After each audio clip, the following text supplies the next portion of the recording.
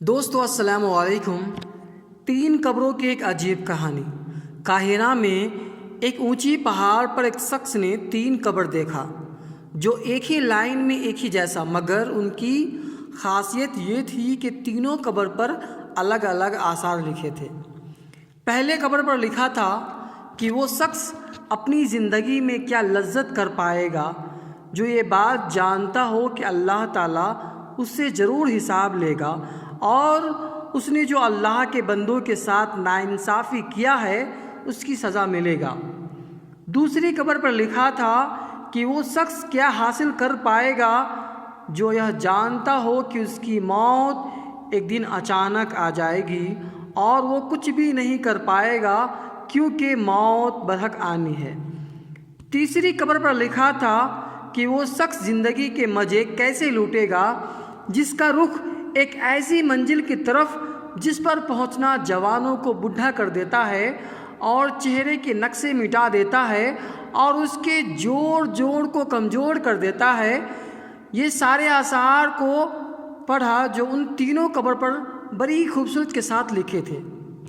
پھر ان قبروں کا راز جاننے کے لیے وہ شخص قریب کی بستی میں پہنچا اور اس نے ایک بزرگ شخص سے ان تینوں قبروں کے بارے میں پوچھا، تو بزرگ نے جواب دیا کہ یہ تین قبر تین سگے بھائی کی ہیں۔ پھر اس نے پوچھا کہ اس آثار کا کیا مطلب ہے؟ بزرگ شخص نے کہا کہ یہ آثار ان تینوں بھائیوں کے گزرے ہوئے زندگی کی وصیت ہے۔ پھر اس شخص کی دلچسپی اور بڑھ گئی اور وہ اس بزرگ شخص سے کہنے لگا کہ آپ ان تینوں بھائیوں اور ان کی وصیت کے بارے میں مجھے تفصیل سے بتائیں۔ تو اس بزرگ شخص نے کہا کہ یہ تینوں بھائی تھے۔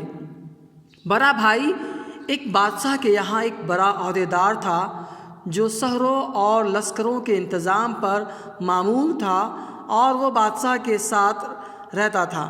دوسرا بھائی تاجر تھا اور تیسرا بھائی عبادت گزار تھا جس نے عبادت کرنے میں اپنی پوری زندگی گزار دی۔ جب اس کے موت کا وقت قریب آیا تو ان کے بڑے بھائی نے ان کے قریب گئے اور کہا کہ میرے بھائی، تمہیں اگر کوئی وصیت کرنی ہے تو تم مجھے بتاؤ، میں اس کو پورا کروں گا۔ اس عبادت گزار نے کہا کہ میں کیا وصیت کروں؟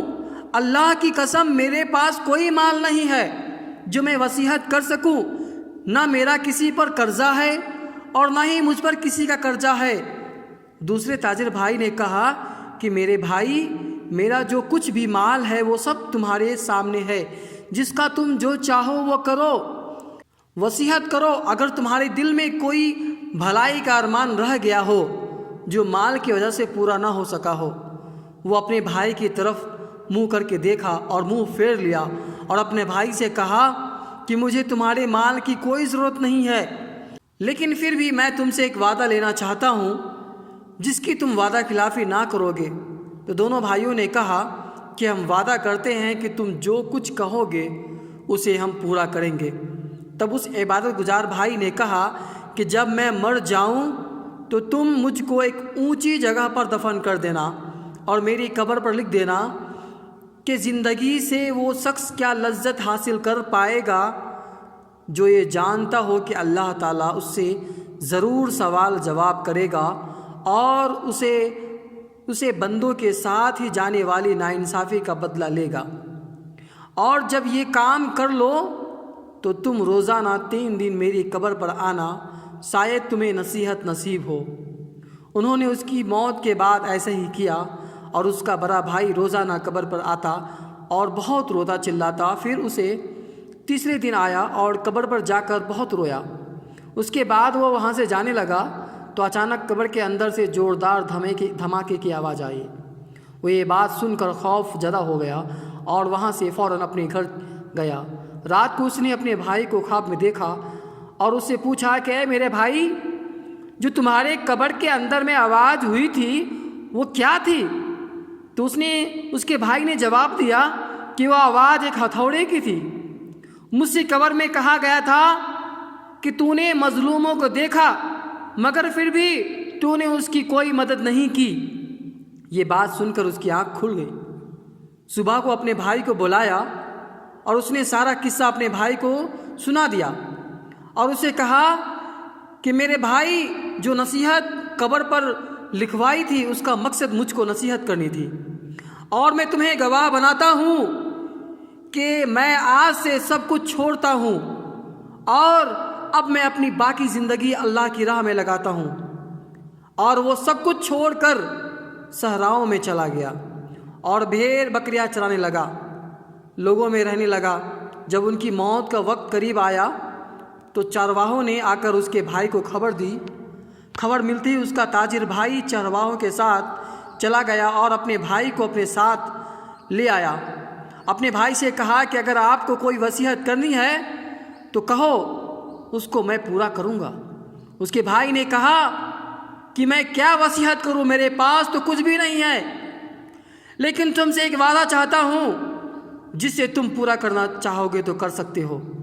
جب میں مر جاؤں تو میرا قبر میرے بھائی کے پاس بنوا دینا اور میری قبر پر لکھ دینا کہ کیا لذت پائے گا وہ آدمی جو یقین رکھتا ہو کہ اس بات پر کہ موت اس کو اچانک آ جائے گی، اس کی ساری شہرت چھین لیا جائے گا اور اس گھر میں رکھا جائے گا جہاں مستحق ہے۔ اور میرے بھائی، تم میری قبر پر آتے رہنا، شاید تمہیں بھی کچھ نصیحت ملے، اور میرے لیے دعا بھی کرنا، اللہ مجھ پر رحم فرمائے۔ جب وہ مر گیا تو اس کے بھائی نے اس کی وصیت کے مطابق ایسا ہی کیا۔ وہ اس کی قبر پر روز جاتا تھا اور اس کے لیے رو رو کر دعا مانگتا تھا۔ جب وہ تیسرے دن قبر پر آیا تو قبر پر بہت دیر تک روتا رہا اور اپنے بھائی کے لیے دعا مانگتا رہا۔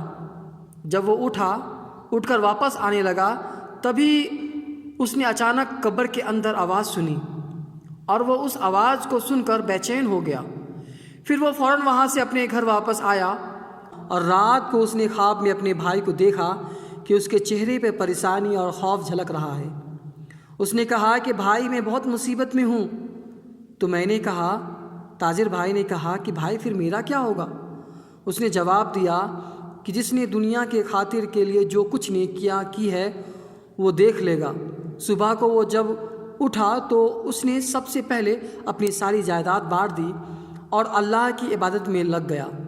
جب اس کی موت کا وقت قریب آیا تو اس نے اپنے بڑے بیٹے کو بلایا اور اپنے بیٹے سے کہا کہ جب میں مر جاؤں تو میری قبر میرے بھائی کے پاس ہی بنوانا اور میری قبر پر لکھ دینا کہ کیسے مزے لوٹے گا وہ آدمی جس کا رخ ایسی منزل کی طرف ہے جہاں تک پہنچنا جوانوں کو بوڑھا کر دیتا ہے، جو چہرے کے نقشے کو مٹا دیتا ہے اور اس کے جوڑ کو کمزور کر دیتا ہے۔ مجھے دفنانے کے بعد میری قبر پر آتے رہنا، شاید تمہیں کوئی نصیحت ملے۔ بیٹے نے والد کے مرنے کے بعد ایسے ہی کیا۔ رات کو اس نے اپنے والد کو خواب میں دیکھا۔